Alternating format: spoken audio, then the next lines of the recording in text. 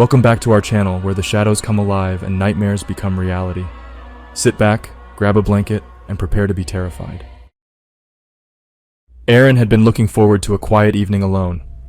After a long day at work, he just wanted to sit on his couch, watch some TV, and unwind. As he was settling in, his phone rang. Annoyed at the interruption, he picked it up. "Hello?" he said. There was no answer. Aaron could hear heavy breathing on the other end of the line.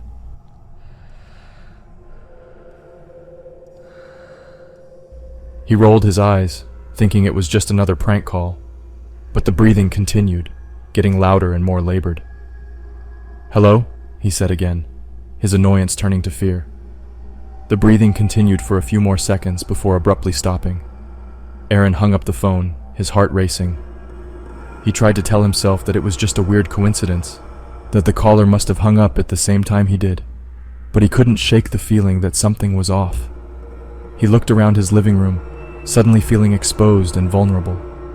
He got up from the couch and walked over to the window, peering out into the darkness. That's when he saw it, a figure standing on the sidewalk outside his house. It was too dark to make out any features, but he could tell it was staring directly at him. Aaron felt a chill run down his spine. Was this some kind of sick prank, or was he in real danger? He backed away from the window and reached for his phone, intending to call the police. But before he could dial, the heavy breathing started up again.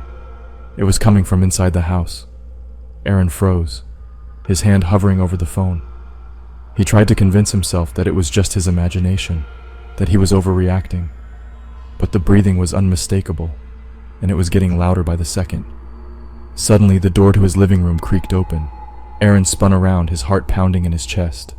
The figure from outside was standing in his doorway, its features still obscured by the darkness.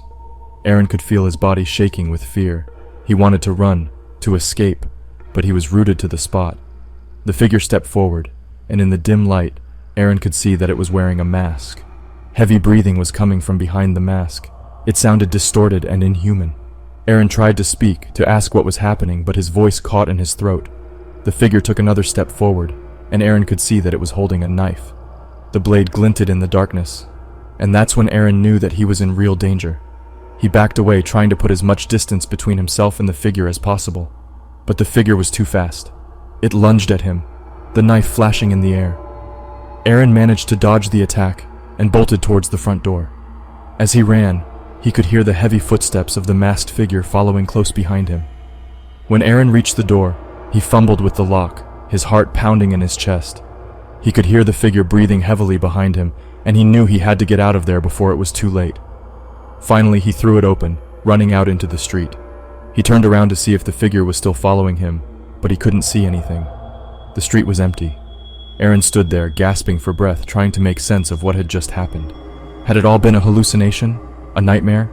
He didn't know. As he turned to walk back into his house, he realized something strange. The front door had already been unlocked. He was sure he had locked it before he went to bed. Suddenly, Aaron realized that the figure wasn't just a random attacker.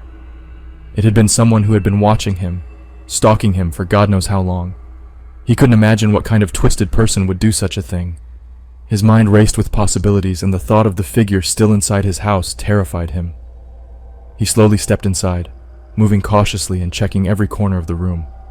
His heart was beating so fast it felt like it was going to burst out of his chest. Everything was the same as he had left it, except for one thing. The window was open. Aaron was certain he had closed it before he sat down on the couch. He couldn't remember exactly when he had noticed the figure standing outside his window, but he couldn't shake the feeling that it was the same person who had opened the window. He tried to calm himself down, telling himself that it was just a random break-in, but he knew it was something much more sinister. He made his way to the kitchen and picked up a kitchen knife, just in case the attacker was still lurking somewhere inside the house. He searched every room, every closet, and every corner of the house, but found no sign of the attacker. He couldn't help but wonder if it was all just in his head, that he was imagining things. But deep down, he knew he wasn't. Days passed, and Aaron started to believe that maybe he was safe, that maybe whoever had attacked him had given up, but he was wrong. He started to receive strange letters in the mail. letters with cryptic messages, all written in the same messy handwriting. He tried to ignore them, but the letters kept coming, becoming more threatening with each passing day. Aaron knew he had to do something about it, but he didn't know what. The police couldn't help him. They didn't have any leads, and the letters weren't enough evidence. One night, as he sat in front of his TV, the phone rang. He picked it up and heard the same heavy breathing that had terrified him before. But this time it was different. The breathing sounded more human, more familiar. A familiar voice said Aaron's name. Aaron inquired about the caller's identity. The caller claimed Aaron knew who they were.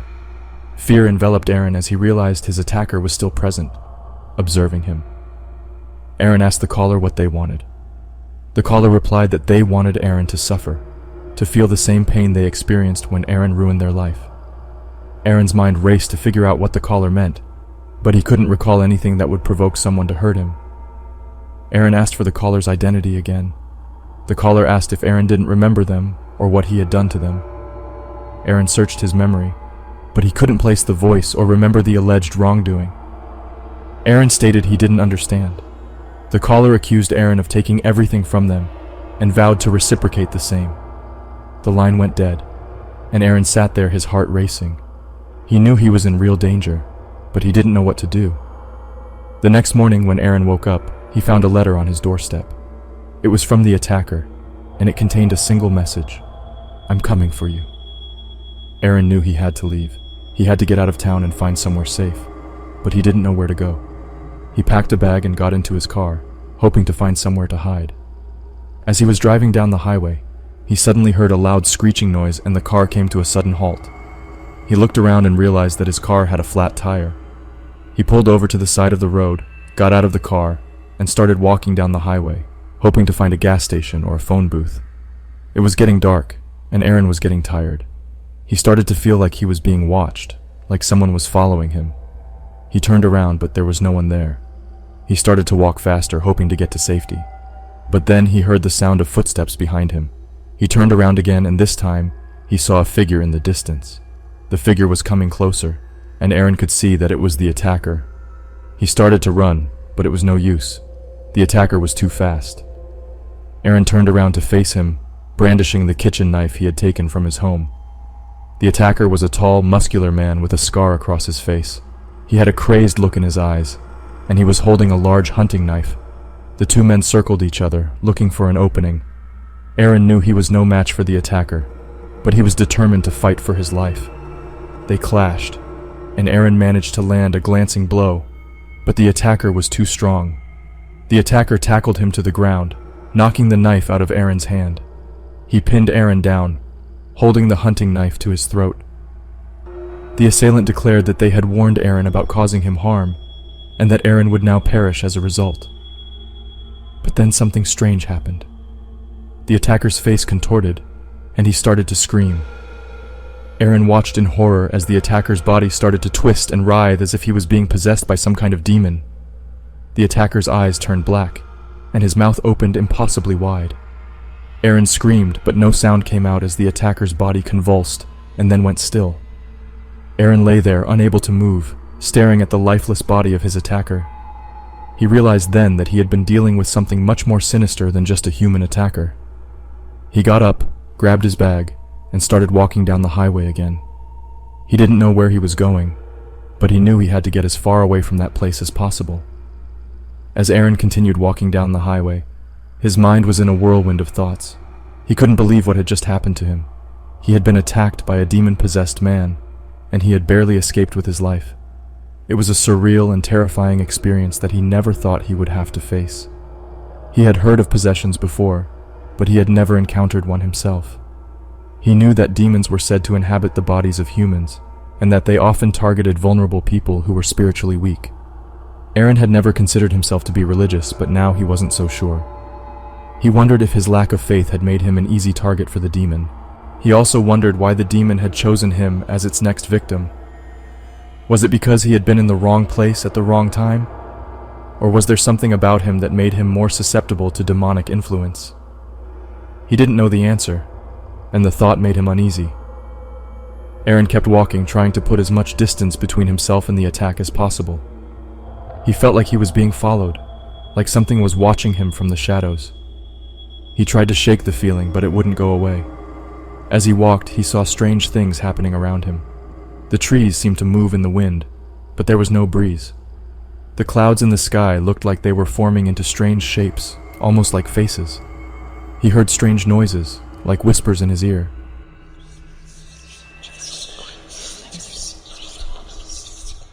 But there was no one there. The more he walked, the more he realized that the demon was still with him, haunting him at every turn. He knew that he couldn't escape it, that it would always be there, waiting for him to let his guard down. Aaron began to feel like he was losing his mind. He had always been a rational person, but now he was seeing things that defied explanation. He started to doubt his sanity, wondering if he had been driven mad by the attack. But then something happened that made him realize he wasn't crazy. He saw the demon, plain as day, standing in front of him. It was a grotesque creature, with horns and glowing eyes. It looked at him, and Aaron knew that it wanted to take him, to possess him like it had possessed the attacker. Aaron tried to run, but the demon was too fast. It caught him, and he felt it enter his body, taking over his mind and soul. He screamed, but the sound was drowned out by the demon's laughter. From that day on, Aaron was never the same. He was no longer himself. He was a vessel for the demon's will. He did things that he never would have done before, things that were cruel and inhuman. He hurt people, he destroyed things, and he reveled in the chaos that he caused. Eventually, Aaron disappeared, and no one knows what happened to him. Some say that he was taken by the demon, that it consumed him completely. Others say that he still walks the earth, possessed and tormented, a warning to others of the dangers of the dark forces that lurk in the shadows.